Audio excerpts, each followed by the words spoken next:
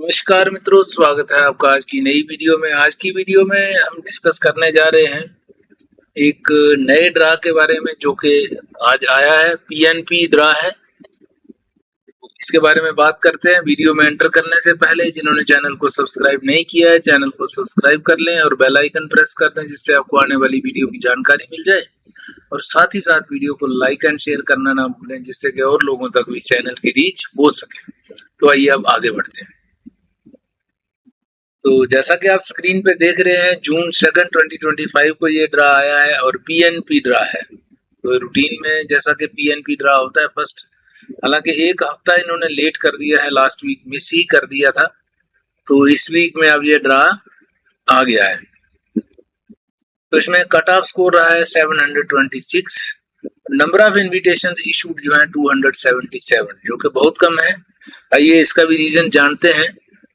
तो rank needed था इसमें 277 और अबव, और टाई ब्रेकिंग रूल था सितंबर 24 2024 एट 15:46 19 यूटीसी। इसका मीनिंग ये होता है कि if more than one candidate has the lowest score, the cutoff is based on this time and date। तो अब आगे बढ़ते हैं। अब करते हैं सीआरएस पूल की एनालिसिस।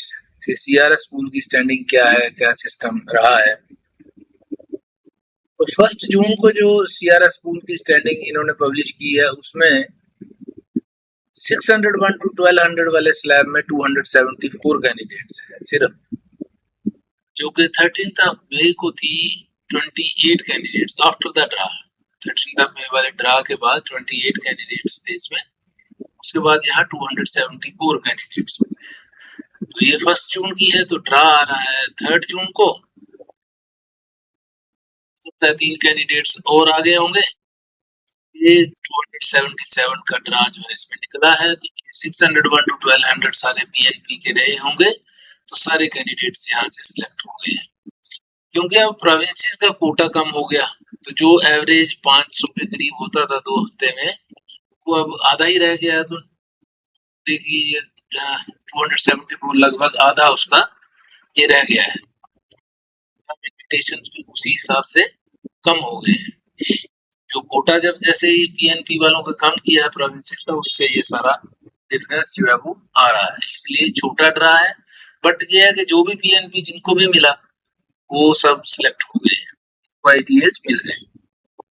अब जैसा कि पिछली वीडियो में हमने देखा था कि पीएनपी ही लेना बहुत मुश्किल हो गया है। जो पीएनपी सबसे एक इजीएस्ट वे था, अगर आप क्वालिफाई करते हो तो आराम से मिल जाता था। पीएनपी लेना भी मुश्किल हो गया, क्योंकि उसमें वो ट्रेड स्पेसिफिक कर दिया कि जिसकी रिक्वायरमेंट होगी, जो ट्रेड शार्टेज होगी, लेबर शार्टेज जिस प्रोफेशन में, ऑक्यूपेशन में, उसी को मौका मिलेगा। तो बाकी बेचारे फिर देखते रह जाएंगे। तो एक तरह से ये अब लॉलीपॉप सा ही है। तो कुछ इसका मतलब वो मीनिंग नहीं रह गया है। कोई सिस्टम बहुत ही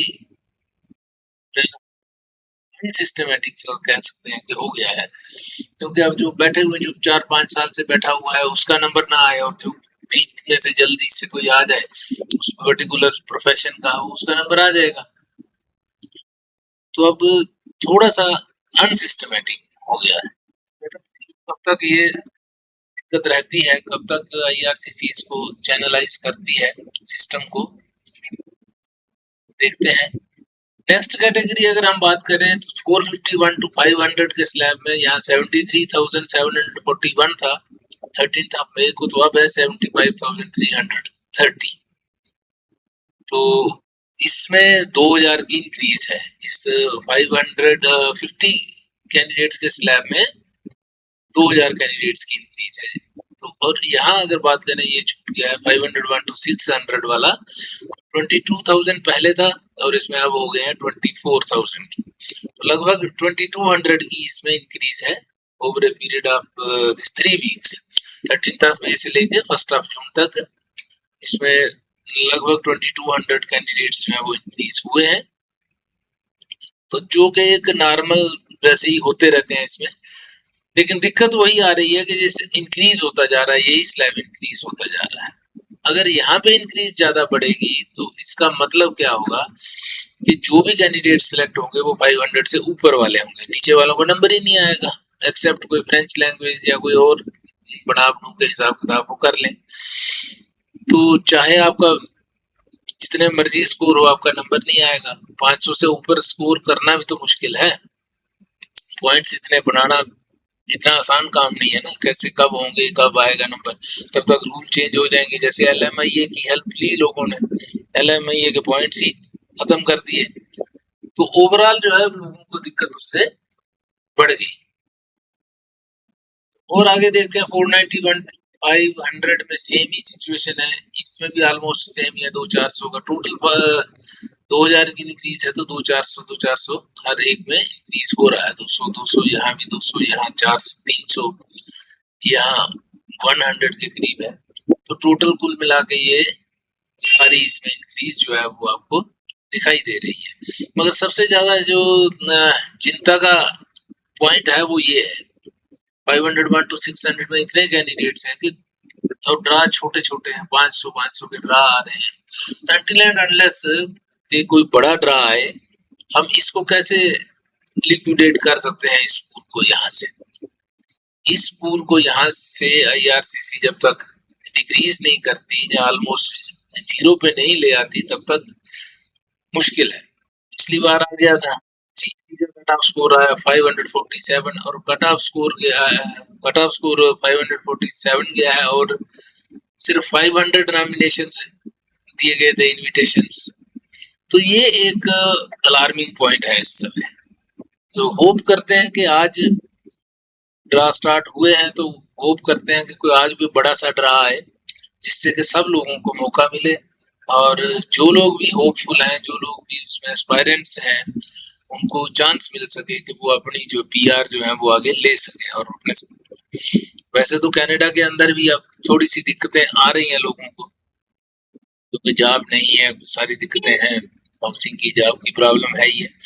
बाकी क्योंकि देखिए अब इन्होंने जो मिनिस्टर भी बनाया है, एक और बात मैं यहाँ पे थोड़ा सा पॉइंट आउट करना चाहूंगा कि जो इमिग्रेशन मिनिस्टर है वो भी फ्रेंच टेरिटरी के बेस पे है, और जो प्राइम मिनिस्टर है वो भी फ्रेंच का है। तो मुझे लगता है कि फ्रेंच पे फोकस ज्यादा ऑटोमेटिकली होता ही है, तो मुझे लगता है कि फ्रेंच लैंग्वेज पे फोकस ज्यादा रहेगा। में भी जो फ्रैंकोफोन प्रोग्राम्स हैं को प्रेफरेंस दी जाएगी, और लोगों को चाहिए कि फ्रेंच लैंग्वेज में अगर जब तक जल्दी से जल्दी ले लें, क्योंकि उसमें भी अब कैंडिडेट्स इस साल के लिए सिर्फ 12,000 का ही कोटा पेंडिंग है। 12 भी नहीं, 11,000 का ही है। 29,325 चाहिए थे, उसमें से 18,500 यहाँ आप देख सकते हैं स्क्रीन पे, ये फ्रेंच लैंग्वेज का है। 18,500 ले लिए गए हैं। 11,000 कैंडिडेट्स और लेने हैं।